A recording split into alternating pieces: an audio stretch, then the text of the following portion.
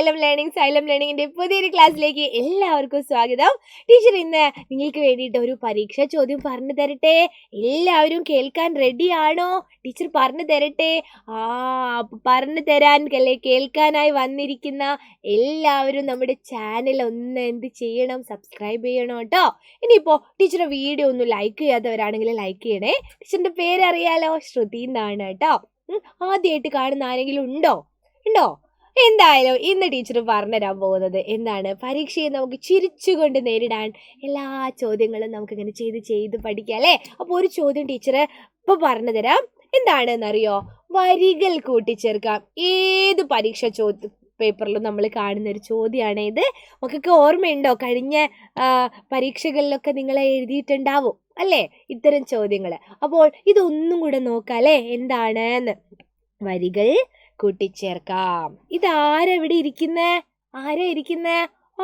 മത്തങ്ങയാണല്ലേ. തടിയം മത്തങ്ങ തോട്ടത്തിലിരുന്ന്, തോട്ടത്തിൽ ഇങ്ങനെ ഇരുന്ന് പാടാണ് മത്തങ്ങ. ഞാനൊരു തടിയൻ മത്തങ്ങ. എന്താ പാടുന്നേ?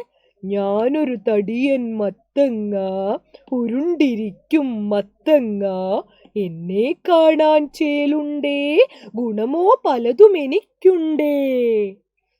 എന്താ പാടിയ മത്തങ്ങ? ഞാനൊരു തടിയനാണ് എന്നല്ലേ മത്തങ്ങ പാടിയ. പിന്നെ ഇങ്ങനെ ഉരുണ്ടിരിക്കൂന്ന്. പിന്നെയോ എന്നെ കാണാൻ ചേലുണ്ടേന്ന്. മത്തങ്ങനെ കാണാൻ ചേലില്ലേ? നല്ല ഉരുണ്ടിട്ട് നല്ല ചേലുണ്ടല്ലേ. ഗുണമോ പലതുണ്ടേന്നാണ് പാടിയത്. അത് മത്തങ്ങയായിരുന്നു കേട്ടോ പാടിയത്. അപ്പൊ മത്തങ്ങയുടെ പാട്ട് കേട്ടിട്ട് മറ്റു പല പച്ചക്കറികൾ ഉണ്ടാവൂലേ, അങ്ങനെ മറ്റു പല പച്ചക്കറികളില് നമ്മുടെ വെണ്ടച്ചേട്ടനും പാടാൻ തുടങ്ങി. എന്താണ്? ഞാനൊരു നീളൻ വെണ്ടയ്ക്ക, നീണ്ടുമെലിഞ്ഞൊരു വെണ്ടയ്ക്ക. ഞാനൊരു നീളൻ വെണ്ടയ്ക്ക, നീണ്ടുമെലിഞ്ഞൊരു വെണ്ടയ്ക്ക. അങ്ങനെയായിരിക്കും അല്ലേ വെണ്ടയ്ക്ക പാടിയിട്ടുണ്ടാവുക. പക്ഷെ ഇത് 2 വരിയുള്ളൂ, ബാക്കി 2 വരി നമ്മൾ ചേർക്കണം. മത്തങ്ങ പാടിയതുപോലെ വെണ്ടയ്ക്കയും പാടി തുടങ്ങി. പക്ഷെ 2 വരിയെ വെണ്ടയ്ക്ക പാടിയുള്ളൂ, ബാക്കി നമ്മൾ പറഞ്ഞു കൊടുത്ത് സഹായിക്കണം വെണ്ടയ്ക്കന. അപ്പൊ എങ്ങനെ എഴുതുക? ഞാനൊരു നീളൻ വെണ്ടയ്ക്ക, നീണ്ടു മെലിഞ്ഞൊരു വെണ്ടയ്ക്ക. പിന്നെ എന്ത് വരിയാ നിങ്ങൾ എഴുതുക? ഇങ്ങനെ ഒന്ന് എഴുതി നോക്കിയാലോ. ഞാനൊരു നീളൻ വെണ്ടയ്ക്ക, നീണ്ടു മെലിഞ്ഞൊരു വെണ്ടയ്ക്ക, എന്നെ തിന്നാൻ മടി വേണ്ടേ, എന്നിൽ അനവധി ഗുണമുണ്ടേ. നല്ല പാട്ടല്ലേ?